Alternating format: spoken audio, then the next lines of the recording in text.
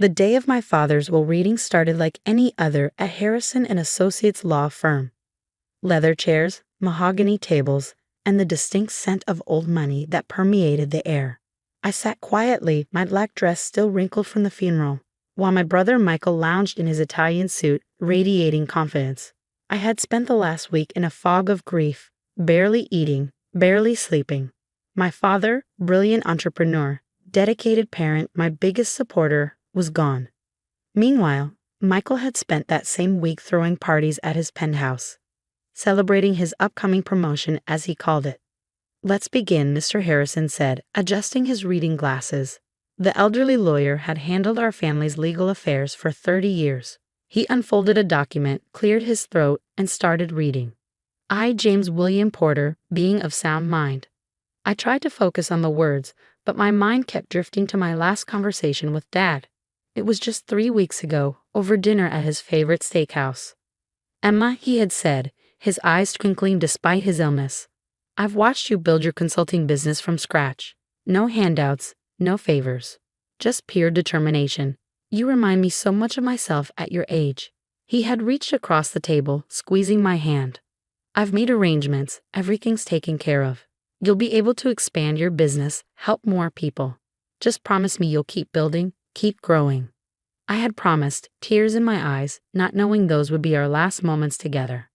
Mr. Harrison's voice snapped me back to reality. "And to my daughter Emma Porter, I leave." He stopped abruptly, frowning at the paper. Something flickered across his face, confusion, then concern.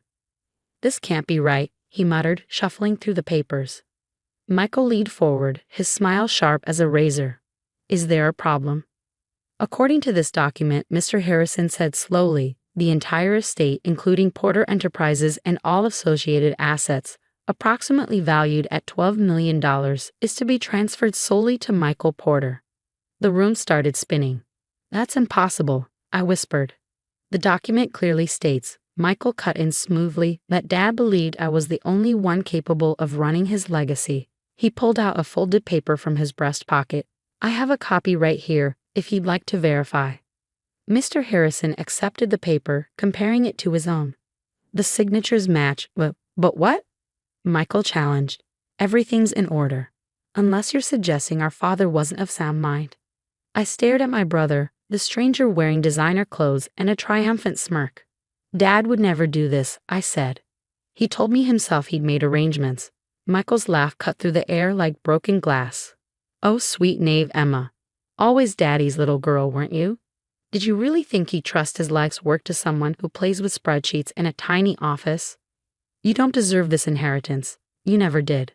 "Michael," Mr. Harrison interjected, "your sister's consulting firm has shown remarkable growth." "A consulting firm?" Michael scoffed. "Please, she helps small businesses with their accounting. It's glorified bookkeeping. Porter Enterprises needs a real leader." I sat there, numb, as Mr. Harrison continued reading the details. Every property, every account, every share of the company, all going to Michael. Even Dad's vintage car collection, which he and I had restored together during my teenage years. When the reading finished, Michael stood up, buttoning his jacket. "Well, this has been enlightening. Emma, I'll need you to clear out your office at Porter Enterprises by the end of the week. Can't have former employees hanging around, bad for morale." I had been working part-time at our father's company since college, learning the business from the ground up while building my own firm. Now Michael was erasing that too. "Mr. Harrison," I said quietly, "may I see the will?" The lawyer handed it over, sympathy in his eyes. The signature looked perfect, every loop, every curve exactly like Dad's. But something felt wrong. The words weren't his style, the tone too formal, too cold. "One more thing," Michael announced from the doorway. "I'm selling the lake house." My head snapped up. "You can't. Mom loved that house. Dad promised he'd never sell it." "Dad's not here anymore, is he?" Michael's smile was cruel. "And technically, it's my house now. I'm thinking of turning it into a private club. Much better investment than keeping it as some sort of shrine." He walked out, leaving me alone with Mr. Harrison in the suddenly too quiet office. "Emma," the lawyer said gently, "something isn't right here. Your father discussed his plans with me several times over the years. This will, It contradicts everything he ever said.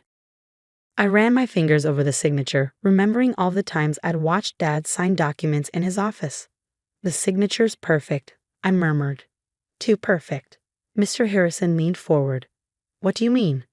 Dad's hands shook in his final months. The medication made it worse. This signature, I traced the smooth lines. There's no tremor. Not even a slight one. The lawyer's eyes widened. Are you suggesting? I need to make some calls, I said, standing up. And I need copies of every document Michael submitted since Dad got sick. That night, I sat in my apartment, my sanctuary away from the Porter family drama, surrounded by papers, business records, bank statements, correspondence. I was looking for a pattern, a clue, anything that would explain how my brother had managed to steal my inheritance. My phone buzzed. A text from Michael. Cleaning crew comes to your office tomorrow. Better hurry if you want to keep your little plants. I ignored it, focusing instead on my laptop screen. Something caught my eye, a string of large transfers from Porter Enterprises to offshore accounts, all within the last 3 months. The amounts were carefully structured to avoid immediate suspicion, but together they painted a disturbing picture. My brother hadn't just stolen my inheritance. He'd been embezzling from the company for months, possibly years. A plan began forming in my mind. I thought about my consulting firm, about the connections I'd built, the trust I'd earned in the business community. Michael saw it as glorified bookkeeping, but what he didn't understand was that I had access to something he never would: the loyalty of small business owners who formed the backbone of our city's economy. I picked up my phone and dialed a number. David, it's Emma Porter. Remember that investment opportunity we discussed? I'm ready to move forward. But first, I need your help with something. The game was about to change, and Michael had no idea what was coming. 5 years passed like a whirlwind. While Michael paraded around the city as Porter Enterprises' new CEO, I worked silently, methodically, building something he could never imagine. The day everything changed started with a phone call. Miss Porter? My assistant's voice was tinged with amusement. Your brother is here for his interview. I smiled, remembering Michael's desperate email from last week. He'd applied to Phoenix Consulting Group, my company, not knowing I was the founder and CEO. After running Porter Enterprises into the ground, he was now begging for a job at what had become one of the city's most successful firms. Send him in, I said, turning my chair to face the floor-to-ceiling windows. And Lisa, make sure the security team is recording. The door opened. I heard his footsteps, no longer confident strides in Italian leather shoes, but hesitant steps in what sounded like department store loafers. Please take a seat, I said, still facing the windows. Thank you for seeing me. Michael's voice had lost its arrogant edge. I've heard incredible things about Phoenix Consulting. Your growth over the past 5 years is unprecedented. I slowly turned my chair around. The look on his face was worth every second of the past 5 years. Hello, Michael. He nearly fell out of his chair. Emma? What? How? Surprised to see your glorified bookkeeper sister running a $200 million company? I asked pleasantly.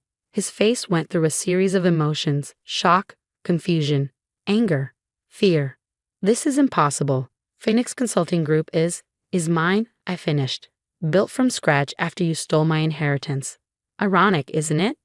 You thought Dad's company was the prize, but I built something worth far more. He tried to recover, straightening his cheap tie. Well, this is wonderful. Families should stick together. I always knew you had potential. Save it. I cut him off. Let's talk about why you're really here. Porter Enterprises is failing, isn't it? The offshore accounts are empty. The investors are asking questions. The color drained from his face. How did you? I opened a folder on my desk. 5 years ago, you thought you were so clever with your forged will and embezzled funds. But you forgot one thing. I'm actually good with numbers. I laid out documents one by one. Bank transfers, forged signatures, proof of systematic fraud.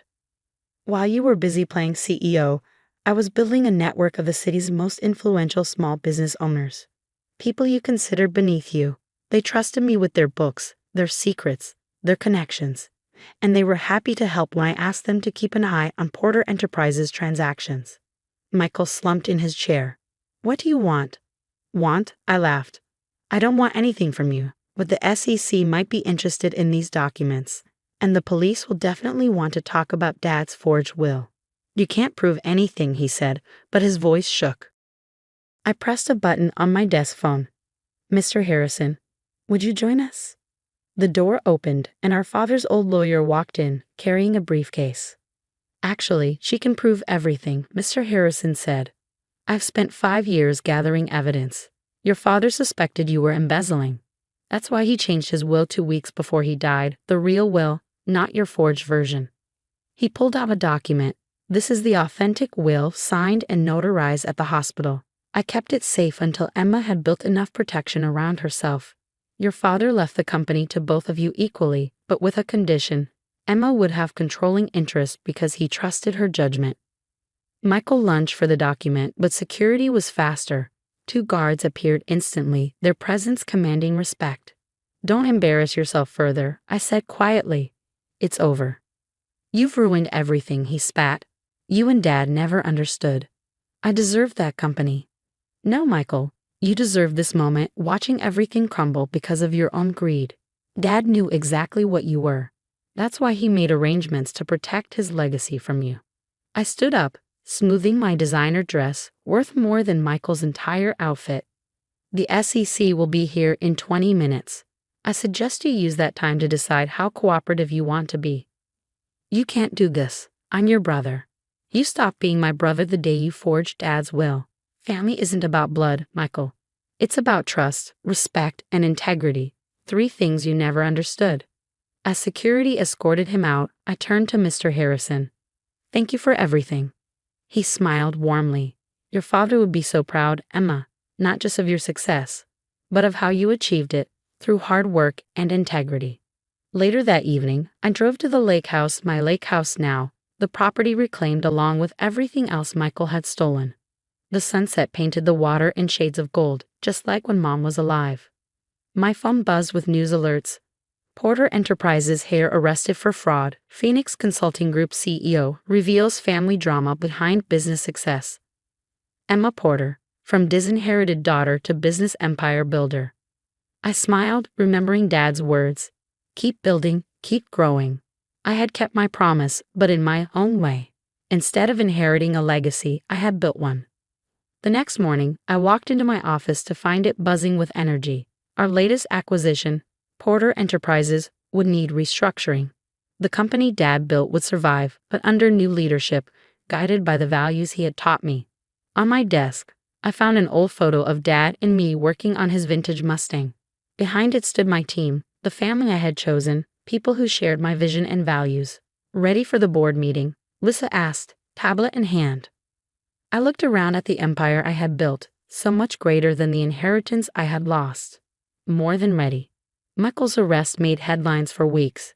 The evidence was overwhelming, not just the forged will and embezzlement, but years of fraud and deception. He faced significant prison time. But my focus was on the future. Phoenix Consulting Group continued to grow, now helping businesses across the country. The lake house became a retreat for employees and their families, and Dad's vintage car collection. Restored to its former glory, each car a reminder of the lessons he taught me. 1 year later, I received a letter from Michael, written from prison. He begged for forgiveness, for a job when he got out, for another chance at being family. I wrote a simple response. The greatest inheritance Dad left wasn't his money or his company. It was his integrity. That's something you can't steal, and something you never understood. Good luck with your rehabilitation.